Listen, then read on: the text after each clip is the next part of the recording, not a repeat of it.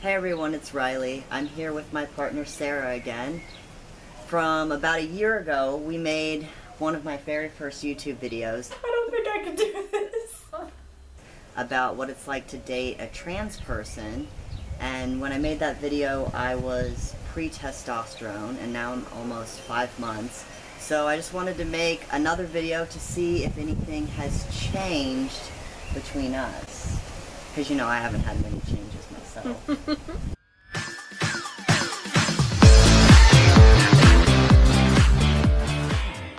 I think we should say that last time we recorded this video, we were in Melbourne, in Australia, and now we are in, I can't even say it right, Lloret de Mar? Sure. Should I say my Las Ramblas voice? In Spain, so on the other side of the world, and it's not that this is relevant to the video, but we have been quite all over the world since a year ago. Yeah. Weird. I'm going to ask her some of the same questions I asked a year ago, and some questions that I've come up with since that year. What is different between dating someone who is transgender versus someone who is cisgender? I think there's a lot of differences actually, and perhaps my answer a year ago would be quite different. I think I said that I didn't feel like there were a lot of differences, but now supporting you through you starting testosterone and your medical transition, I feel that some of the things that you need from me are just very different from what a cis partner would need. Not that it's like good or bad, but just that it's very different. How do you feel now that I've started hormones? I feel really happy for you, and I think it's a really, really big step. And it was something that I was certainly really concerned about, like how you were going to change, how you were going to react, whether you felt like, you know, because you talked a lot about things that you were concerned about, like personality changes, but they haven't eventuated as far as I can tell. Still the same old. Just lots of voice cracking. Yeah, just lots of voice cracking. I feel like at the moment I'm dating a gay man. Oh, I can't believe you just said that. I'm excited to get to a point where you've had like enough changes and it's not, you're not expecting so much, and it just becomes like the normal rather than this kind of still process of transition. Yeah, just excited to. Yeah, I think if I made like you feel more secure. I think at the moment you're like still unsure of where it's going and what's going to happen or not happen or how long it's going to take. But yeah, I'm excited to see that point where it's a bit more leveled out. What makes dating someone transgender special? Well, I think a year ago I said my answer was everything or something like that. There's lots of things. Now you're not trying to impress so much. No, but I think this year I feel, I guess I'm getting emotional, but like... Uh-oh. I didn't bring the tissues. Just seeing someone go through that process and get happier is really special. Oh my God, Sarah! Jesus. Don't make me cry. Yeah, just so like... So what, you think I'm happier now? Yeah. I feel like you're really relishing it, and like, you feel... Yeah, I don't know. She also hasn't seen me for 3 months, so that's why she's so emotional, we'll say that. Yeah. No, I think it's like, just how, your confidence is building.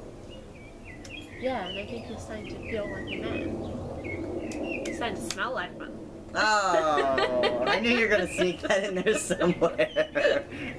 Yeah, I think it's like seeing someone that you care about become to love themselves even more, even if they did already love themselves.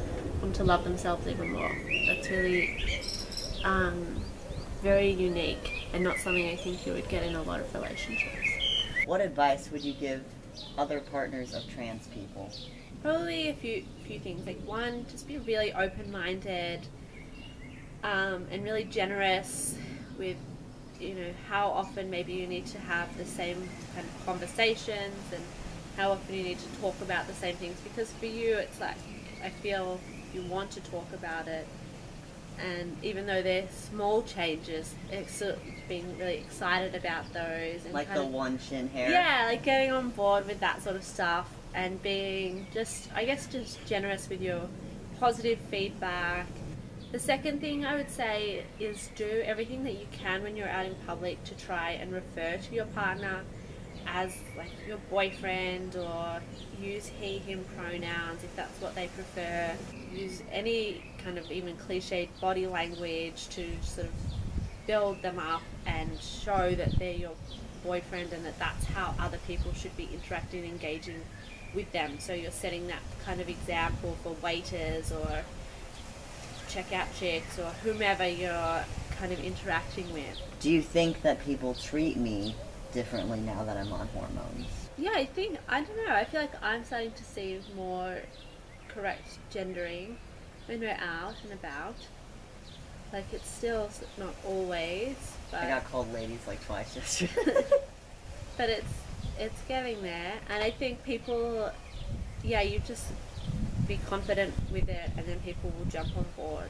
When yesterday we were walking down the street, like there were people wanting us to come into their restaurants and cafes, and they were not using the correct pronouns, so, but we just kind of kept walking. But to be honest, I do that most of the time anyway. I think like back then, like a year ago, remember I made those little cards and I was gonna like hand them to people when they misgendered me wrong, but I think I realized over time like it was gonna happen so often that if I let every single time upset me, I was gonna always be upset. Yeah. So, you know, so I still make a funny face or things, but it's nice to have you next to me to play it off of, like, well, he called me ladies anyway, so I wasn't gonna go into his restaurant. Like, Yeah. just little things like that, but just push them off because it doesn't really matter that much in the long run. I'm more concerned about people in my life that I'm going to interact with daily saying it right. Do you feel like you're losing your LGBT identity at all as I become more masculine and start passing more? I don't know that I had a really strong LGBT identity in the first place. As you become more stealth, I will just be looked on like as we will be looked on as a heterosexual couple. I don't know that it's all, like, I think it's probably the case like half of the times now, and what? Just heterosexual couple. Uh, My last question is, do you have any questions that you would like to ask me?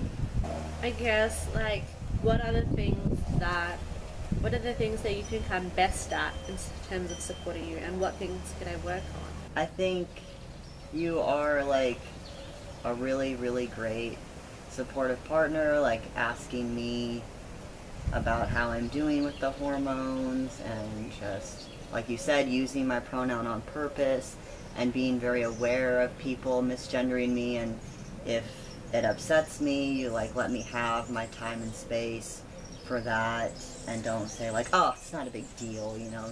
You just like let me feel how I want to feel about the different things in my transition, and just support me on good days or bad days with it.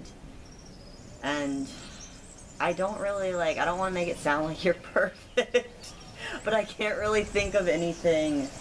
Like, that's one of the reasons that I like really like you and care about you so much, is because you're just so good with it. And I don't know, I can't really think of anything. I mean, you're making these videos with me. I can't really think of anything more that I would want for you to do. Thanks so much for joining me today on Riley's channel. It's been great having you here. You know, don't get lost on the way out. You have some toothpaste. I've had toothpaste this whole time. If that comes up on this, is it gone? Yeah. Okay. Alright, thanks for watching, everyone out there. And if you have any questions or comments, feel free to share them like always. And catch y'all next time. Goodbye.